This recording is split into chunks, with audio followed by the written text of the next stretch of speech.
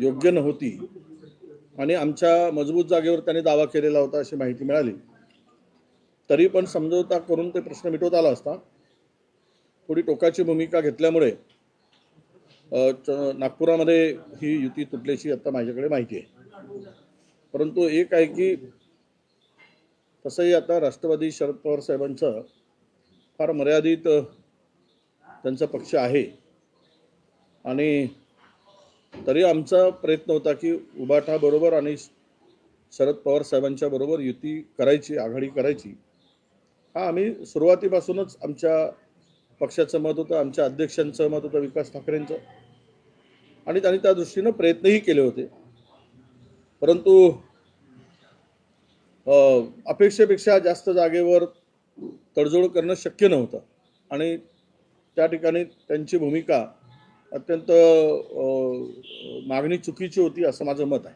मुंबईत वंचितने 62 जागा दिल्या होत्या, त्यापैकी 16 जागा वंचितसाठी उमेदवारच जागा परत केले नाही. ज्यावेळेस परत केल्या त्यावेळेस आता तिथे उमेदवार शोधणं त्या एवढ्या लवकर काही शक्य नव्हतं आणि म्हणून आम्ही तर त्यांना दिलेलं होतं. त्यांच्या मागणीप्रमाणे त्या जागेवर खरं तर काँग्रेसचं वर्चस्वच होतं.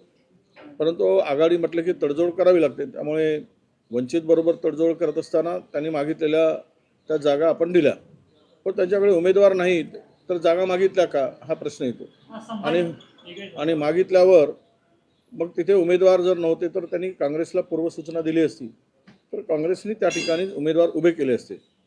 यातून ज्या 16 जागेवर काँग्रेसही नाही आणि वंचितही नाही याचा अर्थ कार्यकर्त्यामध्ये एक चुकीचा संदेश त्या आघाडीच्या निमित्तानं गेलेला आहे. हो, नगरपंचायत प्रमाणे परत महानगरपालिकेमध्ये 3 सत्तेतले पक्ष वेगवेगळे लढत आहेत. म्हणजे पुढे विरोधकांची स्पेस परत कमी करण्याचा प्रयत्न होता.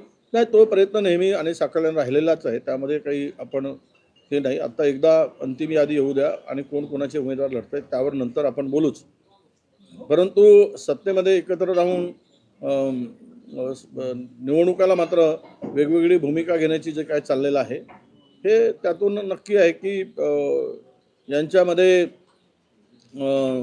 सत्ताधाऱ्यामध्ये समन्वय नाही आणि सत्ताधाऱ्यामध्ये एकमत नाही आणि सत्तेसाठी ते वाटेल त्या स्तराला जाऊ शकतात असं त्याचा अर्थ होतो. भाऊ, काँग्रेस भाजपवर आरोप करतो की चंद्रपूर महानगरपालिकेत काँग्रेसच्या तिकीट वाटप झालं त्याच्यातही घोळ झालं, तुमच्या समर्थकांच्या तिकीट कापण्याचा आरोप आहे. नाही, हे आता काही अंशी हे खरं आहे की पण त्याची जबाबदारी तिथल्या खासदारांनी घेतलेली आहे. आम्ही सर्व उमेदवार निवडून आणतो आणि आमच्या मनाप्रमाणे ते झालं पाहिजे तशी त्यांची भूमिका होती. त्यामुळे त्यांना त्यांच्यावर जबाबदारी त्यांनी घेतल्यामुळे काही आमच्या समर्थकांना तिकडे समर्थक म्हणण्यापेक्षा काँग्रेसचे सिनियर लीडर होते, 4-4 वेळचे नगरसेवक होते, त्यांनाही थोडासा बाजूला करून त्या ठिकाणी त्यांनी भूमिका घेतली की जबाबदारी माझी आहे असं खासदारांचं मत आहे. तर त्यामुळे आम्ही त्यांना आग्रह केला की त्या ठिकाणी प्रयत्न केला, आमचे अनेकांनी प्रयत्न केला, पण त्यांची भूमिका एकदम त्या संदर्भात टोकाची होती आणि जबाबदारी घेतल्यामुळे त्यावर अधिक मला बोलण्याची गरज वाटत नाही. म्हणजे चंद्रपूर महानगरपालिकेत विजय झाला किंवा पराजय झाला तर खासदारांची जबाबदारी असं म्हणायचं तुम्हाला? नाही, आता असं आहे की कोणी ना कुणीतरी जबाबदारी घ्यावीच लागते, अंगावर घेऊन निवडणुका लढाव्या लागतात. मला महाराष्ट्र बघायचं आहे, शेवट महानगरपालिकेमध्ये महाराष्ट्रभर दौरा करायचा आहे, तर त्यामुळे तेथील जबाबदारी उमेदवार निवडीपासून त्यांना हवे ते उमेदवार पाहिजे होते जिंकण्यासाठी, त्यांचा निकष वेगळा होता. त्यामुळे अनेक सिनियर लोकांना, अनेक पक्षामध्ये अनेक वर्षापासून काम करणाऱ्या लोकांना ते निवडून येणार नाहीत अशी भूमिका किंवा त्याच्याकडे काही रिपोर्ट असेल त्या आधारावर त्यांनी ते उमेदवारी दिलेल्या आहेत आणि जबाबदारीसुद्धा आता त्यांची आहे, त्यामुळे त्यांनी जबाबदारी घेतली आहे. संभाजीनगरमध्ये प्रचंड राडा सुरू आहे. संभाजीनगरमध्ये प्रचंड राडा सुरू आहे. भाजपच्या इच्छुक उमेदवारांचा राडा आहे. किनेकर जे संजय किनेकर यांचा समजून काढण्याचा प्रयत्न या ठिकाणी होतोय. नाही, राडा तर होणारच आहे, कारण त्यांनी सर्वच पक्षामध्ये, आमच्याही पक्षामध्ये काही ठिकाणी उपरी लोक घेतल्याची चर्चा अनेक ठिकाणी तक्रारी येत आहेत. भाजपमध्ये सुद्धा तर हा मोठा प्रमाण आहे की बाहेरून आलेल्यांना उमेदवारी दिल्या गेली आणि त्यातून निष्ठावंतांना डावलल्याची चर्चा जोरात आहे आणि त्यातून झालेला हा उद्रेक आहे. खरं तर भारतीय जनता पक्ष हे वापरून घेऊन त्यांचा वापरा आणि फेका असं त्यांचं धोरण आहे. त्यामुळे आक्रोश जो संभाजीनगरमध्ये दिसतो आहे ते पक्ष निष्ठा सोडून पक्षातून बाहेर आलेल्या लोकांना भारतीय जनता पक्ष आता काँग्रेसची स्थिती जी होती पूर्वी ती आता भाजपची आहे असं म्हणायला हरकत नाही. भागवत कराड यांना इथे भाजपच्या नाराज कार्यकर्त्यांनी घेरलेला आहे. प्रचंड नाराजी पक्षावर व्यक्त केली जात आहे संभाजीनगरमध्ये. नाही, आता संभाजीनगरमध्ये आघाडी होईल आता त्यांची युती होईल असं संकेत होते. पण कालपासून जे वातावरण निर्माण झालं आणि वेगवेगळे लढण्याचा निर्णय घेतला त्यामुळे कार्यकर्त्यामध्ये स्वाभाविक जागा देण्यासाठी स्कोप होता. परंतु हे सगळं वातावरण जे काही तयार झालं असेल तो त्या पक्षाचा अंतर्गत विषय आहे. त्यावर मी अधिक भाष्य करणं मला चुकीचं वाटतं. पण एक नक्की आहे की काँग्रेस आम्ही जे लढतो ते वैचारिक दृष्टिकोनातून लढतो. भाजप हे सर्व काही सत्ता मिळवत असताना निष्ठा बिष्ठा काही ठेवायचं नाही. जिंकणं हाच निकष आणि त्या दृष्टीनं त्यांनी ते तिकीट वाटप कदाचित केलं असावं. मुंबई महानगरपालिकेत 16 ठिकाणी काँग्रेसने उमेदवारी दिलेली नाही आहे. मुंबई महानगर झालं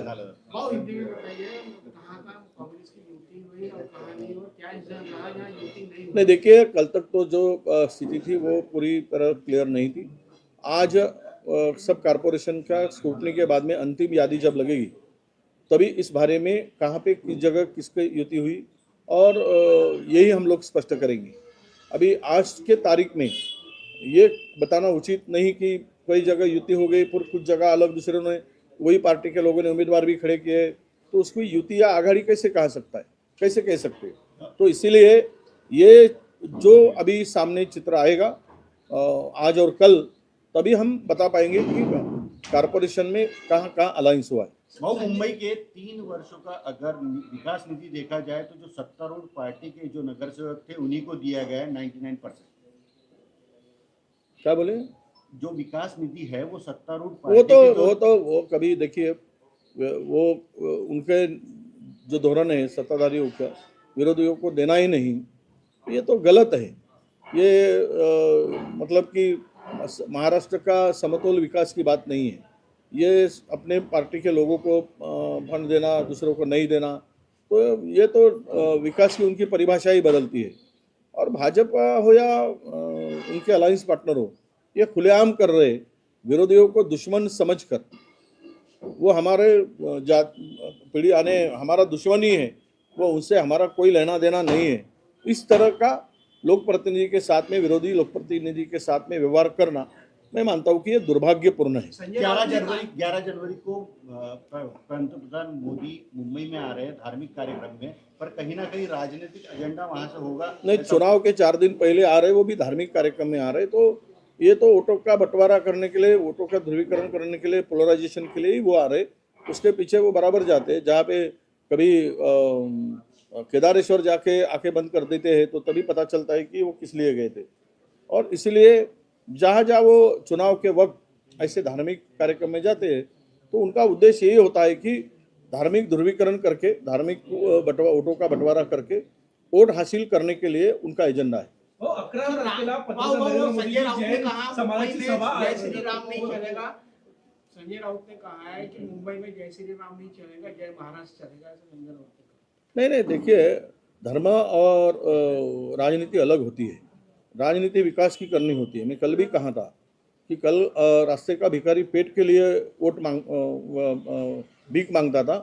आज के भारतीय जनता पक्ष की राजनीति ऐसी चल रही है वोट के लिए भीख मांग रहे. वो भी अल्लाह के नाम से भगवान के नाम से भीख मांगता था, अब ये धर्म के नाम से भीख मांग रहे. ये विकास की नीति होनी चाहिए. हिंदुत्व के नाम पे वोट बटोरना ये कोई विकास की नीति नहीं होती. धार्मिक ध्रुवीकरण करके वो विकास की बात करते हैं. तो वो भिखारी में और ये भिखारी में फर्क क्या है? वो भी तो पेट के लिए मांगता था, ये वोट लेकर पेट भरने का काम ये भी करते. दोनों भिखारी बराबर के. भारतीय संविधान को कश्मीरी भाषा में किया गया, अनेक वर्षों से चल रहा था, अब वो पूरा हुआ है. भारतीय संविधान को कश्मीरी भाषा में अनुवाद किया गया. नहीं, ठीक है ना. हर देखिए अपने भारत में विविध भाषा का प्रांतवार रचना है और इसमें अगर हर भाषा में संविधान समझने के लिए एक उनको आसान होता है तो उस भाषा में जल्दी होना चाहिए था। काफ़ी दिनों से ये चल रहा था। आज कश्मीर में संविधान उनको कश्मीरी लोगों को समझना चाहिए और संविधान पे देश चलाने के लिए उनका भी उतना ही सहभाग होना चाहिए। ये बहुत अच्छी बात है कि उस भाषा में अभी ये काम पूरा हुआ है। भारत अर्थव्यवस्था में चौथे नंबर पर है ना? एक शेवटी- भारत अर्थव्यवस्था में चौथे नंबर पर है। मराठी- एक आखिरी- आखिरी- आखिरी हिंदी हाँ। आखिरी। भारत अर्थव्यवस्था में चौथे नंबर पे आया कैसे? ये कुछ नहीं आया है। ये सब जुमला है, नया जुमला इलेक्शन के वो नए जुमलों का एक नया और जुमला है। भारत की अर्थव्यवस्था ऐसी होती तो रुपया की कीमत बढ़ती, डॉलर की कीमत कम होती। तो ये तो यही बताता है ना, एक तरफ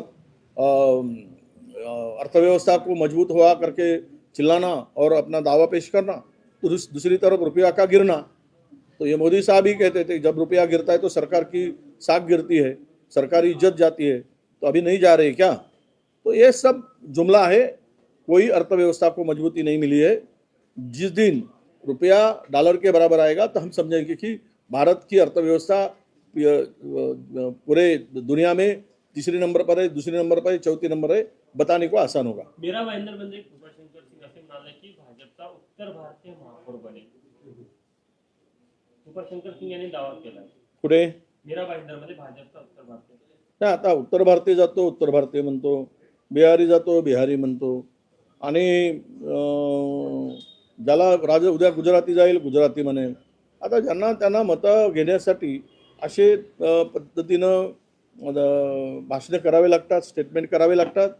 पण मुंबई आणि आसपासचा परिसर हा कधीही जात आपला भाषावाद कधी सहन करत नाही. कोणीही झाला तरी लोकांच्या बहुमताने तो महापौर ठरतो. कृपाशंकर सिंग जी म्हणत असतील तर तो त्यांच्या पक्षाचा दावा आहे, त्यावर मला बोलण्याची गरज वाटत नाही.